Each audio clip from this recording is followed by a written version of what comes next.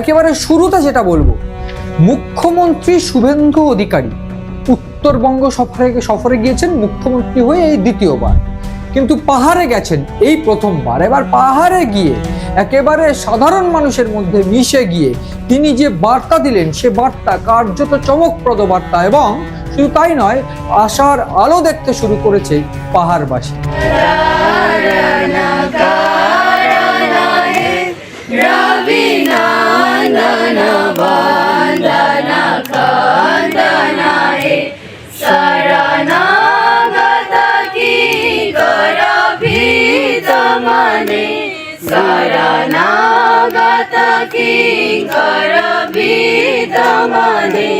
गुरुदेव दया कर दीन जननी, गुरुदेव दया कर दीन जननी। विवेकानंद तामस भास्कर तुम्ही विश्वदेव दया कर दीन जननी, गुरुदेव दया कर दीन जननी, गुरुदेव दया कर दीन जननी। একেবারে সাধারণ মানুষদের মধ্যে মিশে গিয়ে তিনি পরিষ্কার করে যে বার্তা তিনি দিলেন, সেখানে পরিষ্কার যে একেবারে দুর্নীতিমুক্ত পাহাড়, দুর্নীতিমুক্ত পরিবেশ গঠন হবে। তার পাশাপাশি শিক্ষা থেকে শুরু করে একেবারে অর্থনৈতিক সচ্ছলতা থেকে শুরু করে কোনো অভাব পাহাড়ের জন্য রাখা হবে না, পাহাড়ে থাকবে না। जीटीए जैसे टीचर रिक्रूटमेंट में घोटाला किया है, उस तरीके से रिक्रूटमेंट ये सरकार नहीं करेगा। এবং প্রাথমিকভাবে উত্তরবঙ্গ সফরে এই দ্বিতীয়বার গেলেন, তিনি পরিষ্কার করে উল্লেখ করলেন তিনি এর আগে উত্তরকন্যায় গেছিলেন ঠিকই, কিন্তু কোনোভাবে পাহাড়ে যাওয়া হয়নি। এক্ষেত্রে আজ কার্শিয়াংয়ে দাঁড়িয়ে তিনি বার্তা দিলেন কালিম্পংয়ে মেডিকেল কলেজ হবার। তিনি শিক্ষা থেকে শুরু করে স্বাস্থ্য থেকে শুরু করে একেবারে অর্থনৈতিক সচ্ছলতার বিষয়ে তিনি উল্লেখ করেছেন। इस बार ये सरकार विकास की और आपका जो उम्मीद है, आपका जो भरोसा है, उसका पूरा करने का काम आपका मुख्यमंत्री शुभेंदु भाई ने करेगा। मैं ये कमिटमेंट देने के लिए आया हूँ।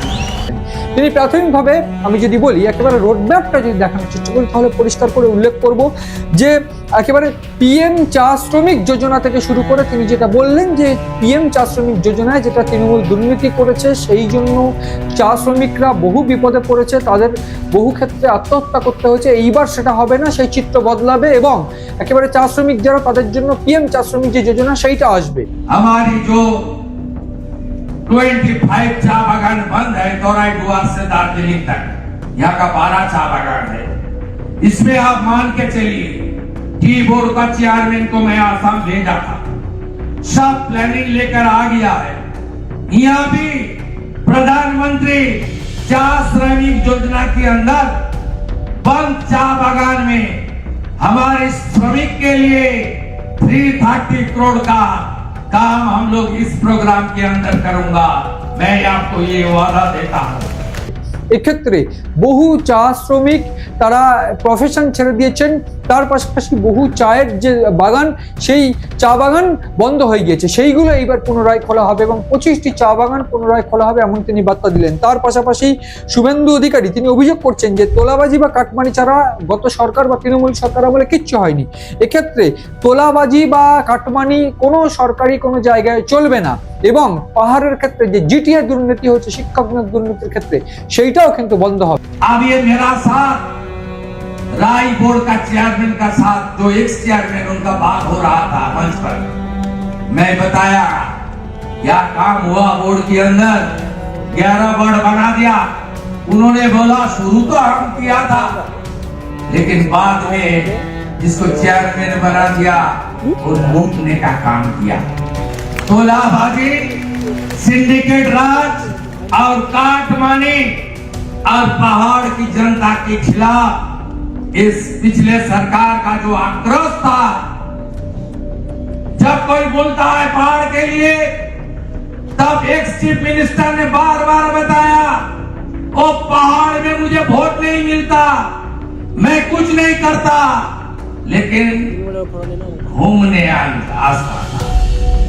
এক্ষেত্রে শুভেন্দু অধিকারীর সঙ্গে আমি বলে রাখতে চাইবো, একেবারে বিধায়ক সোনাম লামা অর্থাৎ কার্শিয়াং এর বিধায়ক সোনাম লামা থেকে শুরু করে একেবারে দার্জিলিং এর বিধায়ক নোমান রায় থেকে শুরু করে আরো ছিলেন রাজু বিস্তা, হর্ষবর্ধন সিংলা, অর্থ প্রতিমন্ত্রী আনন্দময় বর্মন, সব থেকে বেশি ভোট পাওয়া আনন্দময় বর্মন, অন্যদিকে ভারত ছেত্রী, দুর্গা মুর্মু, অন্যদিকে যারা ছিলেন গোর্খা জনমুক্তি মোর্চার বিমল গুরুং, রোশন গিরি, তারাও ছিলেন। এক্ষেত্রে এই দুই বিধায়ক যদি বলি সেক্ষেত্রে নোমান রায় এবং সোনাম লামা তারা গুরুত্বপূর্ণ দুই বিধায়ক এবং প্রাথমিকভাবে এই দুই বিধায়কের উপস্থিতিতে এই দার্জিলিং এবং কার্শিয়াং কালিম্পং এই গোটা জায়গাটা কিন্তু সাজিয়ে ফেলার যে পরিকল্পনা সেটা কিন্তু করেছেন শুভেন্দু অধিকারী। সেক্ষেত্রে পিডব্লিউডি রোড থেকে শুরু করে একেবারে পিএম কিষাণ যোজনা থেকে শুরু করে সাধারণ মানুষ যারা রয়েছেন তাদের এই ক্ষেত্রে তিনি আরো যে উল্লেখ করেছেন যে একেবারে সাধারণ মানুষের ক্ষেত্রে যারা বন্যায় ক্ষতিগ্রস্ত হয়েছেন কিংবা যাদের ধস নেমেছে তাদের জমি দেওয়া, তাদের 3 লক্ষ টাকা করে বাড়ি বানিয়ে দেওয়া, তার জন্য এই সমস্ত পরিকল্পনাগুলো তিনি করে নিয়েছেন এবং এই রোডম্যাপটাই কিন্তু সফল হবে বিভিন্নভাবে। একেবারে জিটিএর সচিব থেকে শুরু করে একেবারে বিধায়ক যারা রয়েছে নোমান রায় এবং এই সোনাম লামা থেকে শুরু করে তাদের মাধ্যমে, এবং এক্ষেত্রে পরিষ্কার তিনি বার্তা দিয়ে দিয়েছেন কোনো কাটমানির কোনো থাকবে না, কোনো কাটমানির কোনো বার্তা থাকবে না। 2009 থেকে বিজেপিকে কিন্তু এই পাহাড় জিতিয়ে আসছে। প্রথমবার 2009 সালে জিতেছিলেন জসবন্ত সিং, তারপর 2014 সালে কিন্তু জিতেছিলেন সুরেন্দ্র সিং আলুওয়ালিয়া এবং 2019 সালে টানা জিতছেন এই রাজু বিস্ট। অর্থাৎ এই পাহাড় যে বরাবর একেবারে বিজেপির সঙ্গে থেকেছে সেই বিষয়টাও কিন্তু স্বীকার করলেন মুখ্যমন্ত্রী শুভেন্দু অধিকারী। তিনি পরিষ্কার করে বলছেন তাদের ভাই এসেছেন, এই শুভেন্দু ভাই কথা রাখবে, এবং তিনি এটাও বলছেন যে আগের সরকারের মুখ্যমন্ত্রী যিনি ছিলেন অর্থাৎ তিনি বেড়াতে আসতেন এখানে এবং বেড়াতে আসতেন এবং লালিপপ ধরিয়ে দিয়ে চলে যেতেন, এইবার সেইটা হবে না।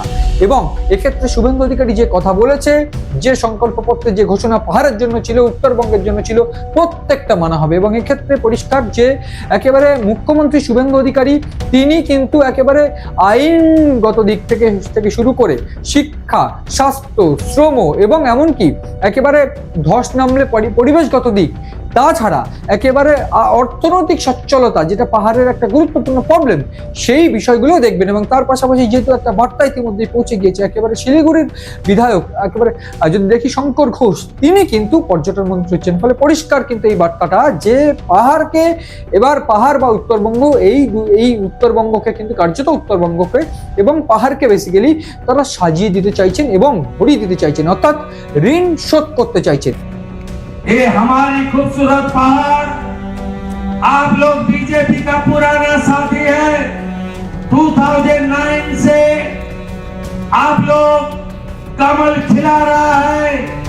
इस बार ये सरकार विकास की और आपका जो उम्मीद है, आपका जो भरोसा है, उसका पूरा करने का काम आपका मुख्यमंत्री शुभेंदु भाई ने करेगा। मैं ये कमिटमेंट देने के लिए आया हूं। মুখ্যমন্ত্রী শুভেন্দু অধিকারী তিনি কিন্তু একেবারে পরিকল্পনা মাফিক চলছেন এবং সেক্ষেত্রে তিনি একেবারে বার্তা দিলেন যে রোড ম্যাপ সাজানো আছে, একেবারে প্রত্যেকটা ধাপে ধাপে ধাপে ধাপে পাহাড়ের উন্নতি হবে, সেই বার্তাই কার্শিয়াং থেকে দিচ্ছেন। ফলে পরিষ্কার যে এইবার পাহাড়ের যে একেবারে পাহাড়ের যে ঋণ, সেই ঋণ শোধ করবে বিজেপি, যে ক্ষেত্রে 2009 থেকে পাহাড়ের সঙ্গ দিয়ে আসছে বিজেপি, এইবার সেই ঋণ শোধ হওয়ার পালা। এখন দেখা ঠিক ধাপে ধাপে কিভাবে কোন কোন ক্ষেত্রে উন্নতি করেন শুভেন্দু অধিকারী পাহাড়ের জন্য, সেই দিকটা তাকিয়ে রয়েছে আমরা। তাকিয়ে থাকুন আপনার।